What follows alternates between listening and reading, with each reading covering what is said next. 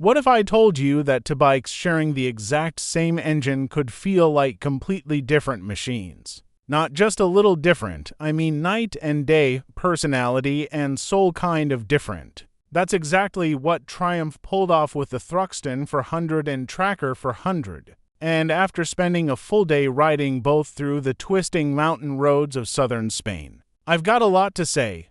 Let's start with what they share, because on paper these two look almost identical. Both run Triumph's updated 398cc liquid-cooled single-cylinder engine, pushing just over 41 horsepower and around 27.7 pounds-ft of torque. Triumph also revised the intake cam, bumped up the valve lift, and updated the mapping, giving the motor a slightly more eager character with a rev ceiling of 10,000 to 100 revolutions per minute. They claim 80% of torque comes in as low as 3,000 revolutions per minute. And honestly, that checks out on the road. The engine pulls cleanly through the low and mid-range without drama, but here's the thing, the real fun happens between 6,000 and 9,500 revolutions per minute. That's the sweet spot. That's where this motor feels alive, responsive, and genuinely exciting. Below that, it softens up. Above it, don't expect a dramatic surge.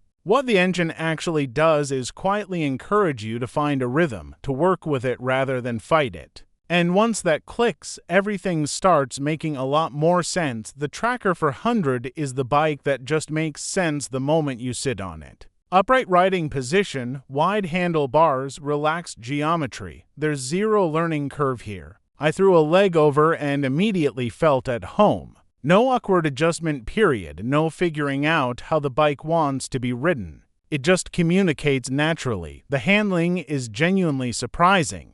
Those wide bars give you tons of leverage, and the bike flicks into corners almost too eagerly at first. First few turns, I actually laughed out loud because of how quickly it responded. Once you get used to it, that responsiveness becomes completely addictive. The slightly softer suspension setup adds to that approachable feel. It absorbs road imperfections well and keeps things composed even when the pace picks up. Even the tires fit the character perfectly. Pirelli Mount 6 ORS rubber with that scrambler-inspired look. They grip well on tarmac without ever feeling sketchy. The Tracker is versatile, honest, and straight-up fun. It's the bike you could ride every single day without drama. And those flat track details. The number plate with Tracker and dirt graphics on the tank. That extra character makes it feel like more than just a spec sheet motorcycle. It feels like a personality. Now the Thruxton for 100 is a completely different story, and I mean that in the best possible way. This thing is stunning.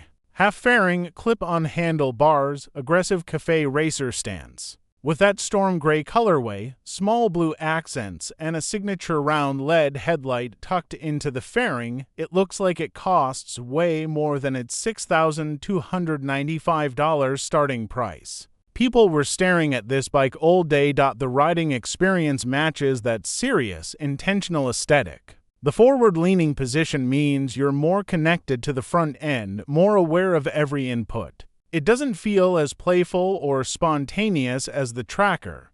Making a U-turn takes more effort, and fast sweepers require a bit more counter-steering commitment. But once you lean it in and find your line, it holds beautifully. Stable, planted, precise. This is a bike that rewards smoothness and intention over quick reactions. The firmer suspension suits that style perfectly. It's better suited for spirited riding on clean roads, offering more feedback when you're really pushing. I genuinely cannot wait to take this to a track. I think that's where it's going to absolutely shine. Neither bike is perfect, and that's actually part of their charm. The brakes, a 4-piston biber radial up front on both, are effective but not sharp. Bite is predictable. Progression is limited. For newer riders, that's actually a good thing. For experienced riders, you might want more feedback. Low-speed throttle response can be a bit snatchy in first gear, especially filtering through traffic. Vibration is also noticeable above 6,000 revolutions per minute and gets pretty intense near redline. On a highway cruise at 70 miles per hour, your hands and feet will remind you to back off.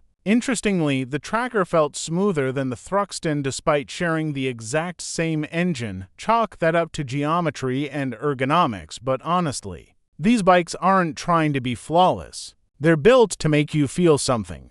And after a full day on both in southern Spain, that's exactly what they did if I had to choose daily rider. The Tracker, no question. Intuitive, versatile, endlessly fun. If I want something to look at, dream about, and feel proud parking outside a cafe. The Thruxton wins every time. Both bikes do something rare. They strip everything back and remind you why motorcycles are actually fun in the first place. No overwhelming power, no intrusive tech. Just you, the road, and a reason to smile.